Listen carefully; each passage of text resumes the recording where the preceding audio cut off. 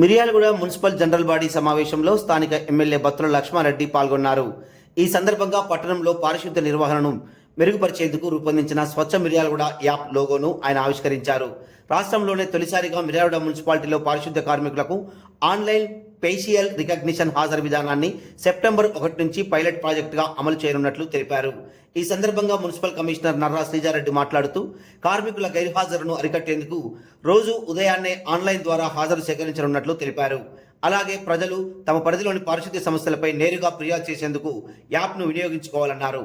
అందులో ఫిర్యాదు చేయగానే టికెట్ జనరేట్ అయి సమస్య వెంటనే పరిష్కారం అవుతుందని వివరించారు.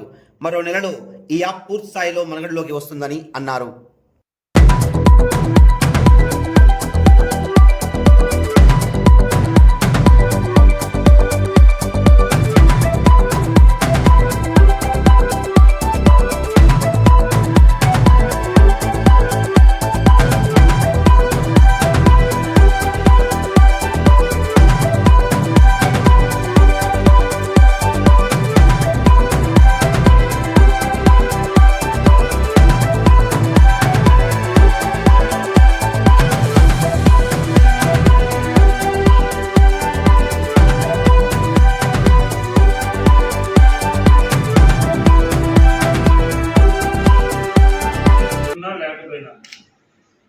ఎట్లున్నా లేకపోయినా నువ్వు 525కి అక్కడ మార్క్ ఏంటంటే అది 6.5 నెట్ వచ్చినా కానీ 5.25కే చూపిస్తుంది. అక్కడ 5.25కి వచ్చాడు, నువ్వు 6.5కి చూపిస్తుంది.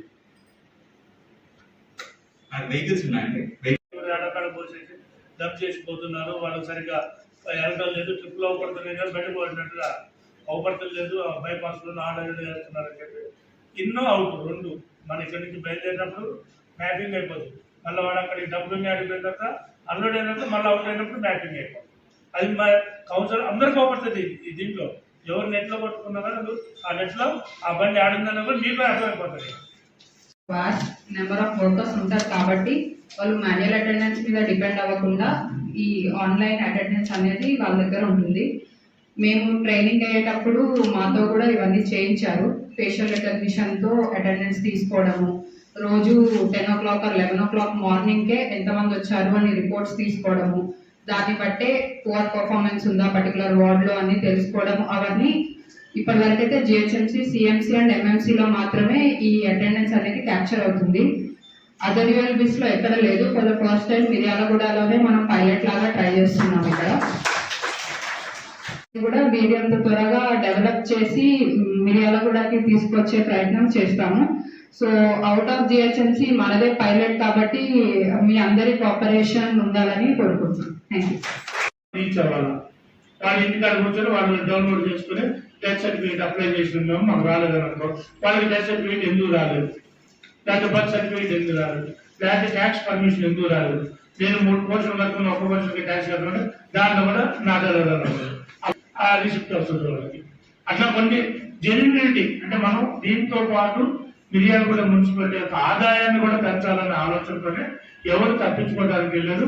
దానివల్ల ఎవరైతే ఉపయోగపడుతున్నారో మన మున్సిపాలిటీ ద్వారా ప్రభుత్వం ద్వారా ఎవరైతే దానికి ఉపయోగించుకుంటున్నారో వాళ్ళందరూ కూడా వాళ్ళని ట్యాక్స్ రూపంలో తీసుకొని మన ప్రభుత్వ మున్సిపాలిటీ ఆదాయాన్ని పెంచుకొని ఇంకా డెవలప్మెంట్ చేయడానికి దేనికి ఉపయోగపడుతుందనే ఉద్దేశంతోనే ఈ యాప్లో కరెక్ట్ 2 సంవత్సరాలు ఫుల్ పెన్షన్లో ప్రజలకు అందుబాటులో ఉండే విద్యాసం ప్రతి 6 నెలలకు స్క్రీన్ చేసుకుంటూ దాంట్లో ఎంత డెవలప్మెంట్ ఉన్నాయి, ఏం డెవలప్మెంట్ చేసుకునే వాళ్ళు అప్పుడు వాళ్ళతో కూర్చొని వాళ్ళందరినీ తీసుకెళ్లే విధంగా చేస్తాం.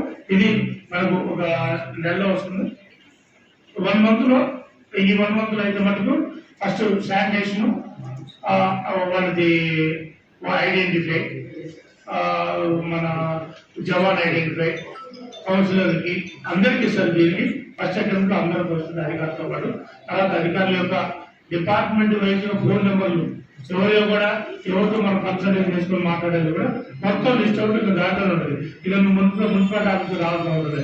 డైరెక్ట్ ఇంటికాడ కూర్చొని అన్ని పనులు చేసుకునే విధంగా అందరికీ ఇబ్బంది లేకుండా చేయాలనే ఉద్దేశంతోనే ఏ వార్డులో ప్రాబ్లం వచ్చినా ఏది వచ్చినా కానీ ప్రజలకు అందుబాటులో ఉండే విధంగా ఒక స్వచ్ఛ ఎమ్మెల్జీ అని తీసుకొచ్చారు. దీనికి అందరూ